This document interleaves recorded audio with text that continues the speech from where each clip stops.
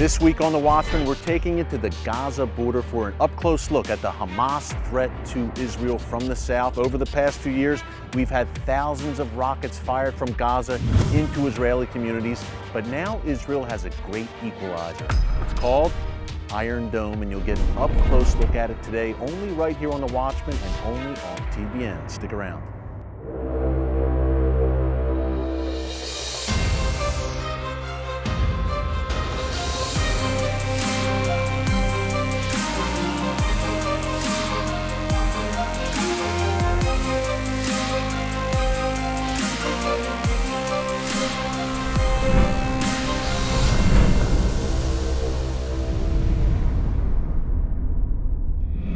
And welcome to The Watchman from the Gaza border. I'm standing in southern Israel, just a stone's throw away from where Hamas rules, lives, and breathes. Folks, right behind me is Gaza, Hamas's terror base and really a mini terror state on Israel's border. Now, we've taken you so far on The Watchman to the northern border, Israel's border with southern Lebanon, to talk about the Hezbollah threat. We've taken you to Israel's border with Syria on the Golan Heights for an up-close look at the Syrian civil war and how it affects Israel and America. On today's episode of The Watchman, we here at Christians United for Israel wanted to take you to the south to focus on the threats emanating in particular from Gaza against Israel. Now, it's no secret that Hamas rules Gaza with an iron fist, and they've ruled here since 2006. And over the past decade plus, there have been over 20,000 rockets, according to most estimates, that have traveled from Gaza into communities in southern Israel. Now we have a new dimension to the Hamas terror campaign against Israel, and I'm talking about those Hamas terror tunnels.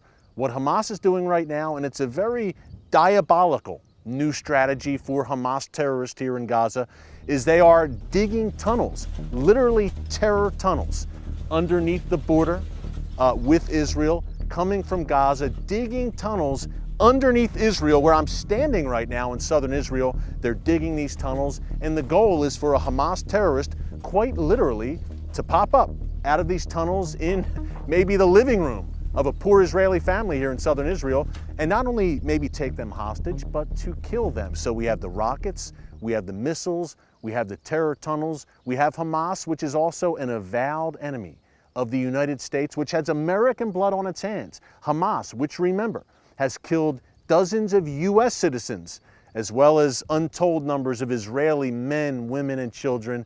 We're going to take you deep inside this Hamas threat today here in the south on the Gaza border with Israel. It's The Watchman. It's Christians United for Israel. Here's more on the Hamas threat. Take a look.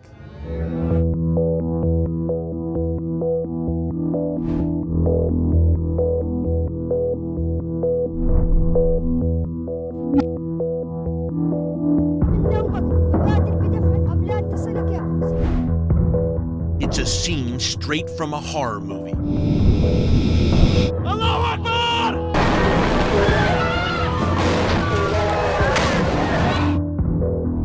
Terrorists emerging from underground tunnels and murdering innocent civilians. For Israeli communities along the Gaza border, this nightmare scenario is all too real.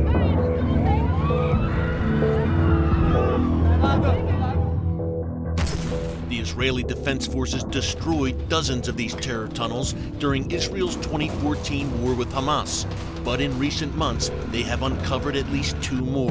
Hamas has vowed to keep on digging the tunnels with the goal to infiltrate Israeli communities and murder or kidnap men, women, and children. All I can say about the terror tunnels is that they do exist, but the IDF is doing all that they can to get rid of them. Hamas's founding charter calls for jihad, or holy war, to destroy Israel. For Hamas, this remains non-negotiable. Destroying Israel is the reason for the group's existence. Since its founding in 1987, Hamas has pursued that goal relentlessly, conducting suicide bombings against Israeli civilians and launching thousands of rockets from its Gaza power base into Israel. Some of the rockets are supplied by Iran and are increasing in distance and strength. In the past 3 years, we've been having Iranian missiles like you see over here. They're more sophisticated missiles. They have an impact of 1,000 feet of complete damage. It can go through 3-4 story high buildings that I've been experiencing myself in the larger cities on the southern part of Israel. In another dangerous development, Hamas is now reportedly helping to train ISIS fighters from nearby Sinai and provide them with medical care and other support. We understand that Hamas, at the end of the day, is a terror organization that is committed to Israel's destruction. They say it publicly, it's part of their charter. Folks, as you can see, this Hamas threat out of the south, out of the Gaza Strip against Israeli communities is a very serious one, and it affects not only Sderot and communities immediately surrounding Gaza, but places like Ashkelon, where I'm standing right now. A beautiful place, beautiful scenery behind me, the Mediterranean Sea, just under 8 miles from Gaza. For a better picture of the Hamas threat out of Gaza, we sat down with Israeli Defense Forces spokesperson Lieutenant Libby Weiss. Take a look. Libby, thanks so much for joining us today, and a beautiful day here in Tel Aviv. My pleasure. Yeah, so we have this threat in the south, in Gaza still. Now, Operation Protective Edge, obviously, Hamas took some big hits there, but they are rearming. Tell us the extent of what Hamas is doing right now in terms of trying to rebuild, for instance, their rocket arsenal. Of course. Well, we understand that Hamas, at the end of the day, is a terror organization that is committed to Israel's destruction. They say it publicly, it's part of their charter. So as you said, they took a very serious hit, but we know that they're going to look for any way to continue targeting Israelis, to target our way of life. It seemed in Operation Protective Edge in July 2014 that they were extending the reach of that rocket arsenal closer to Tel Aviv and Jerusalem even. Do we have any information on that, whether Hamas is getting longer range rockets? Well, of course. I mean, those rockets that have the longer range are very much the core of what Hamas is seeking to do. Rockets that can disrupt life here in Tel Aviv, in Jerusalem, and other strategic locations and population centers within Israel. So we understand that there is a significant effort and focus put on rearming specifically those types of rockets. Yeah, and Hamas isn't doing this on its own entirely. There's a certain nation called Iran, which has proxies in Gaza. You have Hamas, Palestinian Islamic Jihad, obviously. Talk about the destructive Iranian role in Gaza and how it continues today. Well, we understand that Hamas doesn't do what it does on its own, that it has many, many allies, Iran being one of them. And again, they're aided by Iran, by other allies in the region. They're part of a very large network that is aiming to target Israel and to target our way of life here. Talk a little bit more about Hamas's ideology, I guess you would say, if you can, their views of Israel and why peace with Hamas is probably an unlikely proposition. Extremely unlikely. It's simple. We just need to look at their charter. They are not shy in their feelings. They call for the destruction of the state of Israel. They're very, very clear about that. And as they terrorize Israel, they're also terrorizing the civilian population within the Gaza Strip. Tell us more about those terror tunnels. Israel obviously uncovered a bunch of them in 2014. Is Hamas digging more tunnels now? Are they trying to reinforce that terror tunnel network? Of course. Well, we understand that Hamas is an evolving terror organization. So they strike us through the air.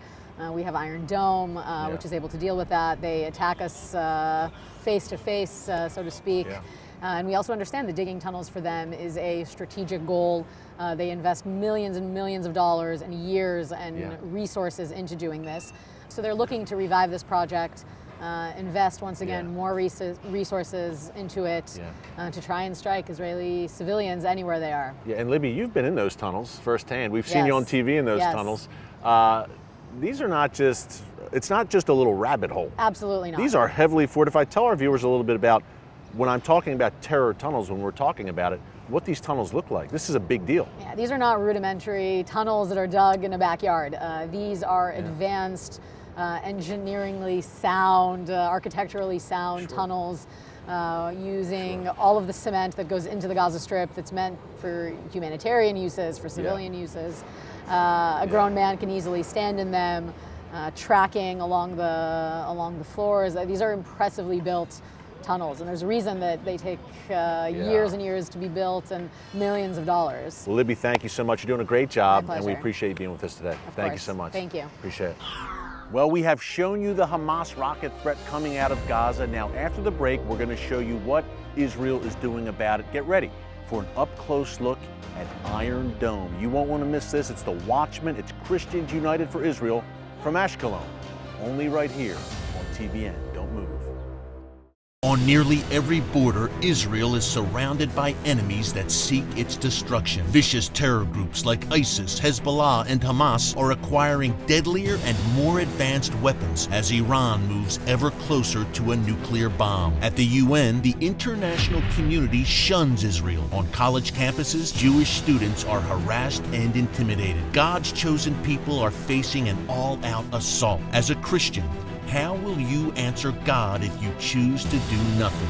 It's time for Christians to take a stand. Join CUFI, America's largest pro-Israel organization, where 3 million Christians across the United States are working together to defend Israel in our classrooms, churches, and communities. From college campuses to Capitol Hill, CUFI is making a difference and fighting for Israel. Visit our website, cufi.org, and join the movement for such a time as this.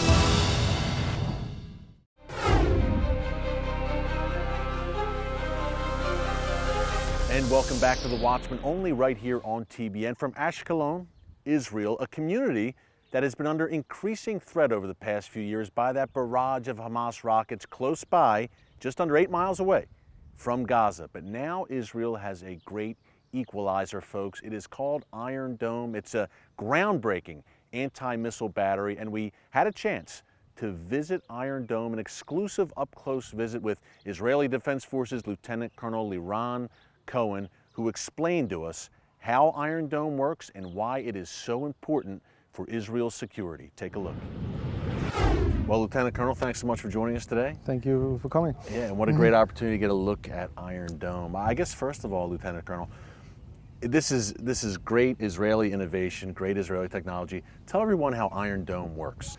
The Battle Management Center, which sits with the radar, builds a defense plan to how to intercept the rocket in midair. We want to intercept it in midair to make sure it's not going to go off course and maybe hit somewhere else. We want to make sure that is destroyed in the air. And then once the defense plan is set, my operators engage fire, and a missile, an Iron Dome missile, which is from a launcher, just like the one we have right here, is fired off and hits the target. Yeah. Soldiers are kind of ultimately making the call, right? It's a combined effort, if we see it this way. It's a very smart system, a technological system. Yeah. Because sometimes in large salvos of a lot of rockets coming in, you can't have a man in the loop for every rocket. But we keep the man in the loop for sometimes not every algorithm that you have in the system will be the right one according to the threat that comes in. There's a lot of situational awareness that you need to understand if a rocket is really threatening, or maybe it's not, or maybe it's friendly fire, or sometimes the system thinks it's coming from a certain area which is not the real area it's coming from. So there's a lot of issues that a man in the loop is needed to operate the system. Tell us about the great success rate of Iron Dome, Lieutenant Colonel. Look, we've had thousands of rockets obviously coming out of Gaza over the past few years. Most recently, 2014, we had Operation Protective Edge. Tell us how Iron Dome performed then. It was really a game changer in a lot of respects in that conflict. I'll tell you actually that today we're celebrating the 5 years since the first interception of Iron Dome in Israel. And it was the first one. And 5 years later, we're over 1,000 interceptions with Iron Dome. What we see throughout the years is, first of all, the system is growing and getting better from time to time. That's due to upgrades that we put into the system with the industries that work side by side with us. And what we see is also the threat growing and proliferating all the time. We had rockets, with a number of rockets fired in the Second Lebanon War. We're now even much more than that fired in the last operation in Pillar of Defense and Protective Edge. And we understand that the threat is growing and growing, and we got to be there one step ahead all the time.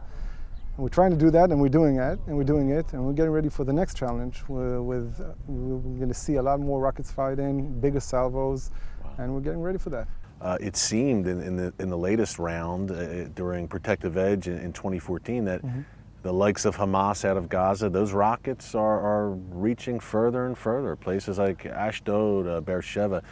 Talk about how the threat is increasing in terms of that rocket capability from Gaza. Yeah, we expected it. Well, we figured and we knew that the Hamas would try to fire to a longer range, and maybe even have a high explosive in the rockets and try to cause more damage. And also for short range. We saw both short range and longer range fired in the last Protective Edge. In Pillar of Defense, we were ready where they fired to every part of the Israeli country in Israel.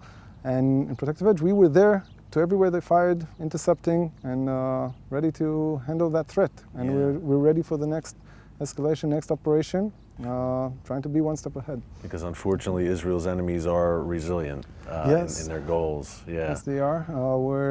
We're getting ready for threat throughout the entire areas in the country. We're facing threats from the northern part, from Hezbollah. That's a key point. Whose arsenal probably dwarfs Hamas's, I would think. Much more. Yeah. And much greater distance. Greater distance in the number of tens of thousands, even more than that.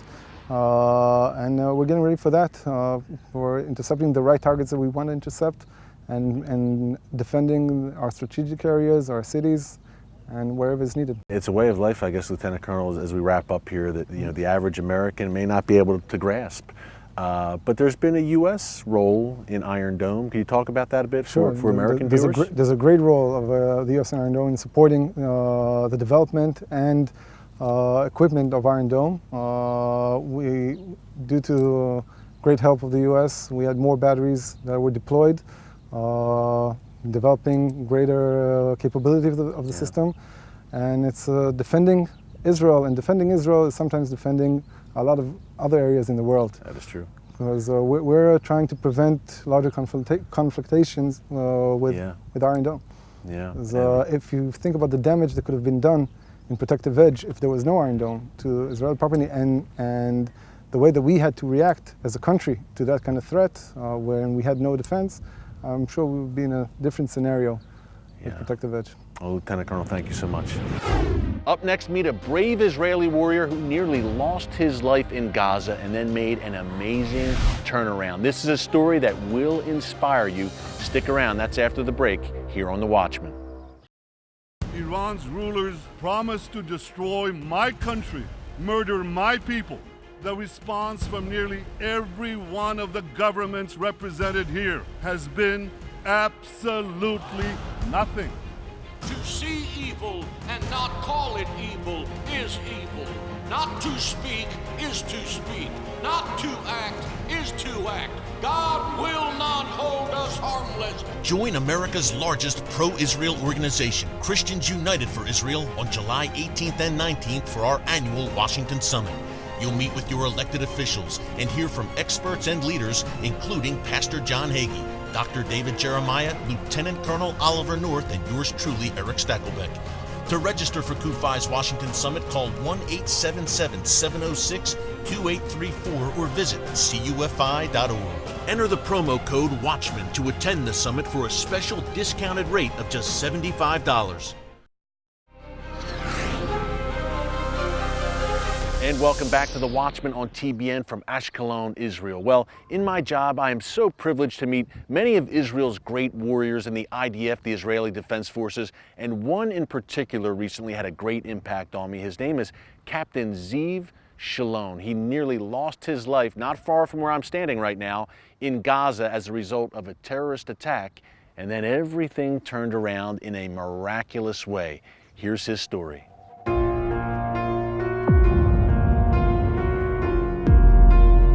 I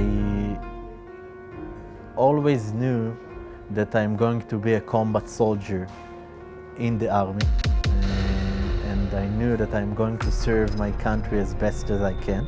My next dream was to become a commanding officer, and after 2 years of very rough training, I complete and fulfill this dream. And I can tell you that this is a very satisfying and exciting moment in my life, but at the same breath, it's a huge responsibility. Tuesday, October 23rd, was the day my life was forever changed. At 6 a.m., nearly the end of my last mission as a company commander, I arrived to the security fence in order to open it and allow the last Israeli tank forces to return to Israeli territory. Because of the heavy fog and the fact that there were enemy snipers who were likely waiting for us, I was concerned for my soldiers' safety and lives. Therefore, I decided, as a commander, to lead the mission by myself. I ordered my soldier to stay 250 yards behind me, in safe shelters, and walk through that gate alone. I understood the great risk while walking through that gate, but I was taught that as a commander, I should always be in the front line. I approached the gate, crouching and crawling as I made my way. I opened the lock on that gate slowly. From some reason, my hands were shaking. I pushed the gate and moved about 3 steps further, and then I felt an enormous explosion that pushed me back. It felt like my entire body was on fire. A few seconds later, I opened my eyes and the pain filled my body. I immediately knew that my left hand was missing. There was blood everywhere, and I remember myself trying to reach and apply pressure on the wound, but nothing happened. I tried again, and still nothing moved. When I looked on the right hand, I realized exactly why. It was almost disconnected, lying on the flaming hot soil, hanging on small pieces of skin and flesh. Both my arms didn't function. In the first few seconds, I tried to conquer my shock, not letting it take over me. I had to make myself realize that this is no nightmare, but a reality. I told to myself that I am still on a mission and had to do everything in my power to complete it. I knew that if I wouldn't respond immediately, I will lose a lot of blood and eventually die. With my last powers, I pressed my left hand into the sand so it would stop bleeding. Took with me whatever that was left from the right hand, grabbed it over to my chest,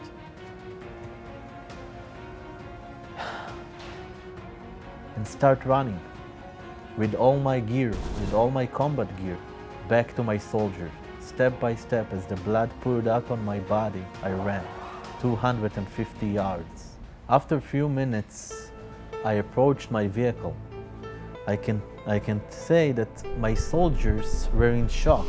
When we arrived to the helicopter landing ground, my deputy approached me. The first thing I asked him was, "Eli, look at my face and tell me the truth. Am I still pretty?" He looked at me, smiled and said, "Ziv, you are the prettiest soldier in the Middle East." I was evacuated from there to Soroka Hospital, is also in the south, in Beersheba, in critical condition. In the first 2 weeks, I went through 10 surgeries, hanging between life and death. I can tell you that today, my life changed. I'm still struggling to do things that I used to do before, but at the same breath, my life journey taught me to have the determination to conquer even higher hills. From a point in my life that I couldn't even walk 2 steps, I completed a marathon 7 months ago in Berlin, in most symbolic way for every Jew around the world. I won my war as a wounded Israeli soldier maybe in the worst place of our history. I felt like I was proving to the Jewish nation that even if we have suffered, even if we have been hurt, we always come back stronger, as an individuals and as a nation. Coming up, my final thoughts on why Israel will prevail not only against Hamas, but against any threat that comes against it. It's the Watchman. It's Christians United for Israel on TBN. Stick around. Centuries-old churches and monasteries burnt to the ground, Christian villages ransacked, women and children enslaved, and believers in Jesus led to their deaths. ISIS has declared an all-out war on Christians. Believers in the Middle East outside of Israel are suffering horrible persecution. Christians united for Israel will not remain silent as Islamic extremists carry out a genocide against our brothers and sisters in Christ. On Capitol Hill, CUFI is working hard to ensure America's allies receive the aid they need to defeat ISIS. CUFI is leading a Raise Your Voice campaign to bring the issue front and center for Christians across America. Visit our website, cufi.org, to find out how you can stand with CUFI as we stand up for the persecuted church. If not us, who? And if not now, when?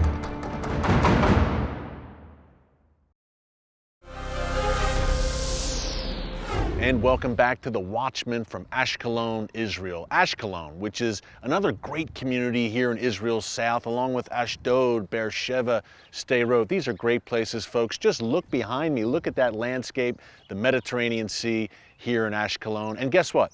Hamas wants to destroy everything you're looking at right now. They are committed to Israel's destruction, not only to destroying these beautiful communities in southern Israel, but extending further to Jerusalem, to Tel Aviv, to Haifa, and beyond. These are dangerous times for Israel, perilous times, not only for Israel, but for America, for the West. But guess what?